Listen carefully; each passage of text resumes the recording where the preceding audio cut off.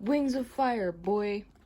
So yeah, I recently, finished reading, Wings of Fire, Darkstalker, and I've read, let's see here, and I've read up to, I think, the 13th book in the Wings of Fire series. Just a quick, heads up, there are spoilers for, there are spoilers for the book, I think it was Moonwatcher. I think so. There are spoilers for the Wings of Fire series, starting with Moonwatcher and forward. Just letting you know. So yeah, Wings of Fire, Darkstalker. And also another heads up. I am literally not a book reviewer. These are just my thoughts and opinions on this book. So,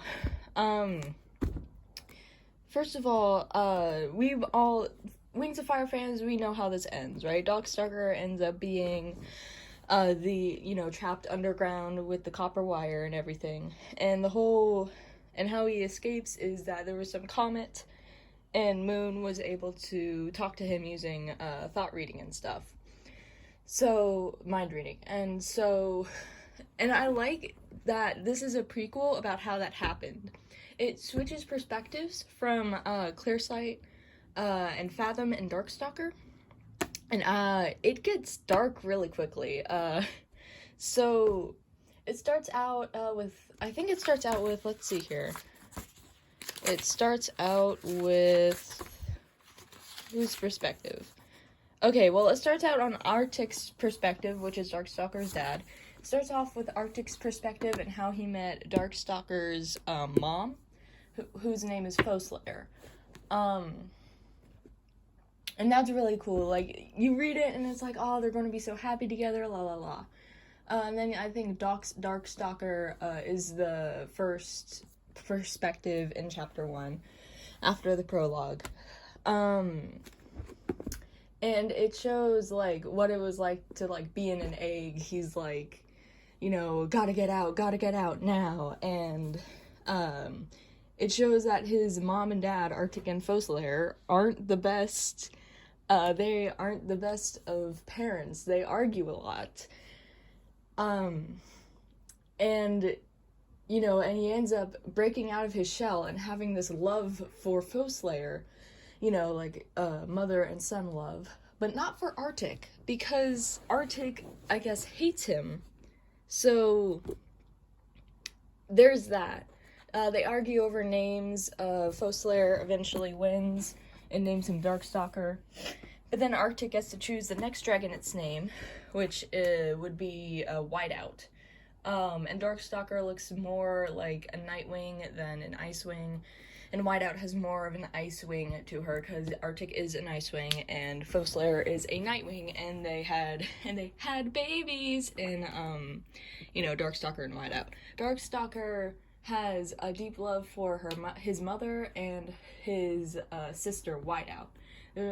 Once he came out of his egg, he looked over to Whiteout's egg and is like, I can hatch her right now, and she'll have the same powers as me because Darkstalker hatched under the 3 bright moons of Perea. I think I'm pronouncing that correctly. But he's like, no, I want the love that mom gives me. So he doesn't end up hatching Whiteout, but he loves Whiteout anyway. And then Clearsight, and then it switches to Clearsight's perspective for, I think, the second chapter. And it shows her, like, the struggle of having the clarity of her visions, because she's a seer. And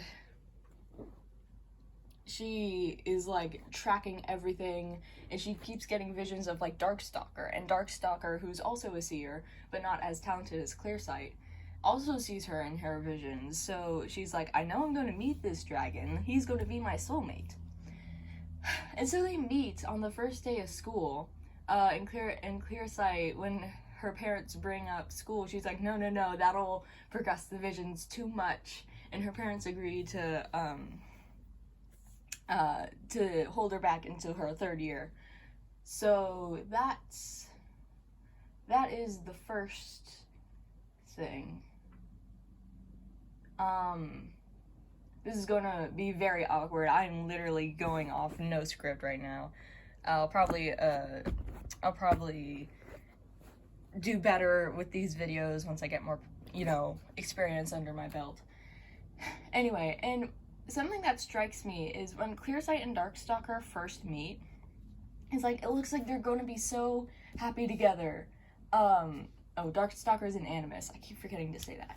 Darkstalker is an animus, and Clearsight, is worried for his soul, because the rumor about animuses is that the more they use their magic, the more they lose their soul. So Clearsight is worried about that because she sees future where Darkstalker is bad. There's like things with a twisted crown and everything. And so then they end up, becoming friends, and it's like, they would have been so happy together. Like, Darkstalker makes her a bracelet, shielding her thoughts from him, because Darkstalker is also a mind reader with his animus power. And Clearsight's like, Eclipse will have some use for this, and then Darkstalker gasps, because that's the first time Clearsight mentioned their dragonettes. And I think their names were Eclipse, I forgot what the others were, and it's like, they would have been so happy together, but then Darkstalker had to go and, like, be evil, like, so there's that. Oh, and then Fathom, he's the Sea-Wing animus, and he has this love interest for Indigo, but then his grandfather Albatross, who was also an animus, he went crazy and pretty much killed his whole family. And so, but then I think Fathom ended up killing Albatross in self-defense because he was coming after him and Indigo.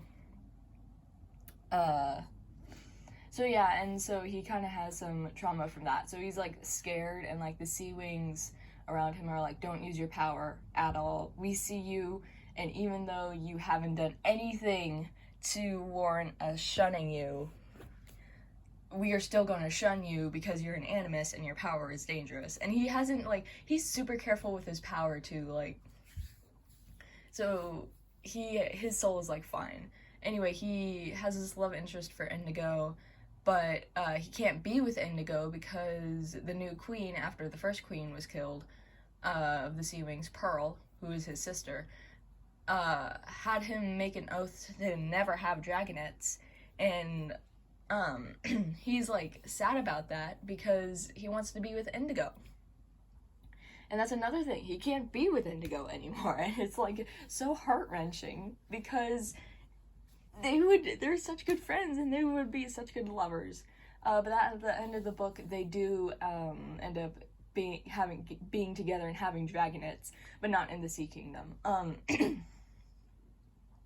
Anyway, I really like this book, and I must say I really like T. Sutherland's way of writing. Like, she's not afraid to use capitals, and she's not afraid to, like, do shouting stuff. Like, if you've ever seen Kinkachu's personality, like, I like how she does those silly kind of personalities. She's not afraid to use capitals for shouting, and I just overall really like her writing style. And it's just, again, heart-wrenching, because at the end, Darkstalker is in his sleep, with the bracelet that Clearsight gave him, and it's like, they would have been so happy together, but Darkstalker, he had to do all these awful things.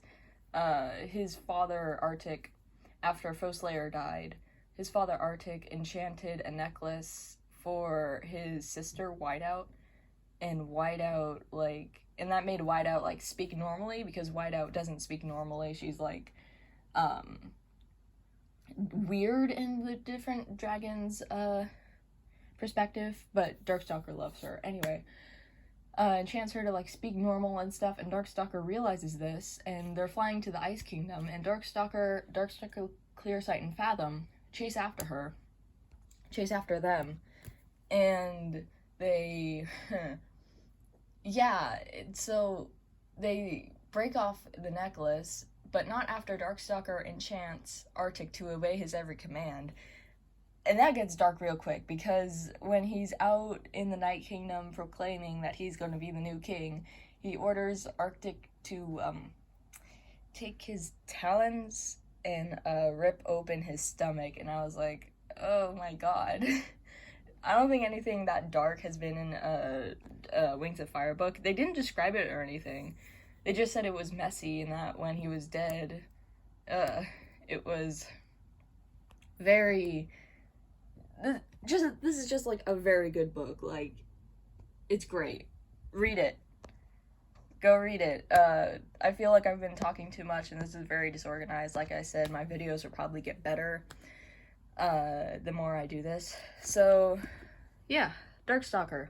I definitely liked it, and it's a great book, and the Wings of Fire series is really good, and I suggest you check it out. And this is Crazy Doodler going bye. Bye.